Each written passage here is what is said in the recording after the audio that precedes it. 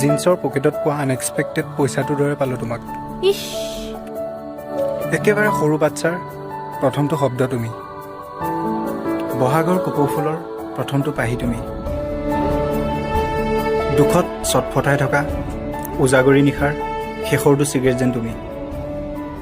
কবি হ'ব পাৰিবা। নাই নাই, এক্টৰ হোৱা সপোন মোৰ, লাইক কমল লোচন। হয় নেকি? গম পাইছোঁ কি ভাবি আছা, বডি চডি অলপ বনাব লাগিব আৰু। নাই, বেলেগ কথা এটাহে ভাবি আছিলোঁ। কেতিয়াবা মন যায় ছিংগাৰ হ'বলৈ, কেতিয়াবা এক্টৰ হ'বলৈ, আৰু কেতিয়াবা এজন বিজনেছমেন হৈ দামী গাড়ী এখন লৈ ফুৰিবলৈ। কিন্তু চবতকৈ বেছি কি মন যায় জানানে? কি? সেই উশাহলৈকে তোমাৰ আপোনজন হৈ থাকিবলৈ। মোৰ বিয়া ঠিক হৈ আছে।